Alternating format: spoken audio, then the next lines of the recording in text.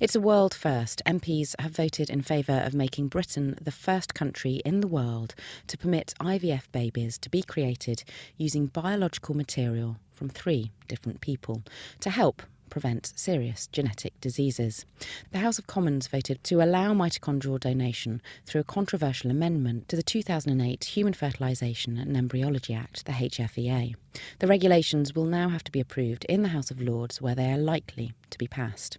I spoke with Julian Huppert, MP for Cambridge, who spoke at the House of Commons in favour of the motion. Today, the House of Commons had to decide whether to allow the HFEA to make regulations about mitochondrial replacement therapy, or mitochondrial donation, as it's also known. And this is a very important procedure for trying to avoid children getting mitochondrial diseases. These are an awful range of diseases where basically cells stop working. People get deafness, blindness, seizures, almost you name it, they might get it. And this offers the possibility that we'll be able to stop these from happening. In the end, we won by about 3-1, which was hugely encouraging. It was a fairly tetchy debate, I think. I mean, there were a number of people who argued strongly against it. But, in my view, the right side won. It was a free vote, but I and 1 or 2 others played the role of sort of trying to encourage people the right way. It was quite fun standing at the entrance to the lobbies where people rush up trying to work out which corridor to go to hear people saying, so, which way for science? So it's thought that about 150 children are born each year in the UK alone with mitochondrial disorders. At what point will this change in regulation possibly have effect on these children and also the parents, the 2,500 parents that are thought to be carrying these types of disorders in their genes? It's not entirely clear when the first actual procedures would happen, probably in about a year or 2. What this allows the HFEA to do is to go ahead with regulations around it, because currently, when the law that surrounds this was written, a whole lot of things weren't allowed, some things were, and this was written as this is not allowed unless Parliament says it can be. So it was already envisaged in 2008 that this might be something we'd want to do. So this will now allow actual trials in humans, and assuming that all works, we would then start to see it eventually, presumably, as a fairly standard service for people. And this is a very special case, isn't it, with the mitochondrial genome, because the mitochondria only contains about 37 genes of the 20,000 genes that our nuclei contain. So it's only 0.1% of our genome. So is it? Yeah, it's about 1,000. Yeah. What kind of effect, if any, might this change in regulation have to the majority of people in the UK? I mean, for most people in the UK, this will make no difference at all, because most people don't have any issues with their mitochondria. We're mostly very fortunate that our mitochondria work very well. So it won't have any consequences, but it will have a huge consequence for a small number of people. And some people say that this change in regulation might open the gateway to the creation of designer babies in the future. What do you think about that? I think that's a fairly silly argument, to be honest. Mitochondrial DNA is very, very different from nuclear DNA. It has a very, very different history. Endosymbiotic theory suggests that it was actually from another bacterium that our original cells engulfed. So it's very, very different DNA. It actually has a slightly different genetic code even. And it codes for very, very specific functions. So changing the mitochondria is very different from trying to design any other features for which you would need to adjust the nuclear DNA. So I know people always make slippery slope arguments, but I really think this slope is far from slippery. And also, in terms of people calling this a 3-parent child that would be emerging as a result of these things, what do you think about that? I think that's a very bizarre phrase. I mean, firstly, if you look at the numbers and the amount of DNA from each person, it's more like a 2.001 parent child. I guess that's not quite as catchy. But also, if you think about it, people who've had a transplant or blood transfusions, there's DNA going around in them from more than 2 parents anyway. But nobody would call them a 4-parent human or a 6-parent human or whatever it might be. And why do you think that the UK is really leading the way in this? Because this is the world first, isn't it, for accepting this type of technology? It's very simple, because the UK has so much prowess in science, and we lead in many areas. I'm delighted that this area of biomedicine is an area that we do lead the world on. It was funny, we had a number of people during the debate arguing against this, saying we shouldn't do this because we'd be the first country to do it.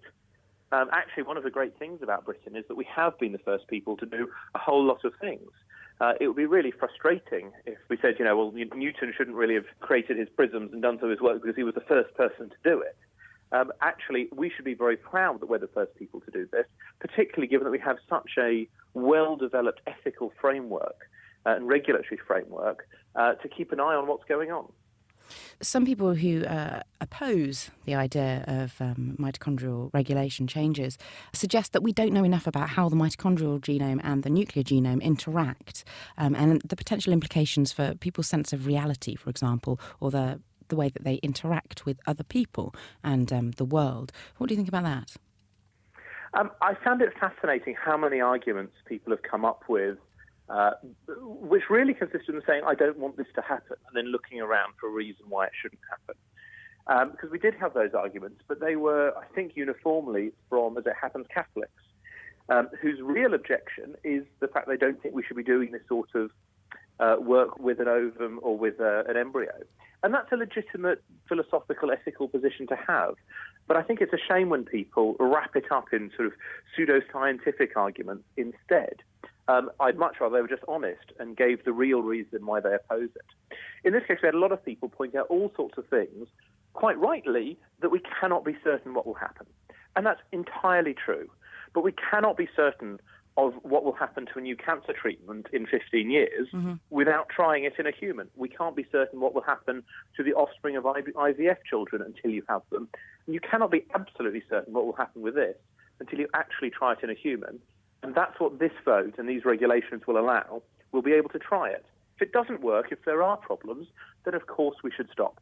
So what do you think about the people that are suggesting that actually those people that have got genetic impairments, whether it's in their mitochondria or they've genetically predisposed to not be fertile in the first place, that they shouldn't be trying to mess around using these techniques, and instead they should be trying to, foster or adopt or help solve the problem that we have an overpopulated planet as it is? Obviously that is an option that somebody might want to consider if they do have the risk of passing on mitochondrial diseases. They may decide, actually, I don't want to have a child. I'm prepared to adopt. But I don't think we should be forcing people to when we have the possibility of finding an alternative option and an alternative solution. I just don't think it is ethically right to impose that on people if we don't have to. So I believe that you're one of the few MPs who have a background in science. Yeah, there's two of us with a science PhD. I'm the only one who went on to do any research. But there are others who have various STEM qualifications in different ways, whether they're engineers, medical doctors, or whatever it might be. But we are a relatively small number. So does that make this very low number of MPs who have a background in science and who have scientific knowledge and the ability to speak with scientific language, does that hinder quite a lot of these types of decisions? It can be a real problem in some of the debates. Now, of course, it's not about actually having a science degree or a PhD or anything like that. My expertise in four-stranded G-quadruplex DNA structures very rarely comes up as a subject of a debate. It's about being comfortable with science, with the scientific method, with being able to talk to scientists and understanding what they say. We have a relatively small number of people who really get it, scientists and non-scientists. We have a lot of people who are slightly scared of science in a sense, that they dropped science very early before their A-levels. They've never really got into it. They find it just a bit of a tricky ground, the whole two culture space. And then sadly, there are a few who are actively anti-science, who almost pride and take a delight in speaking against whatever science is saying.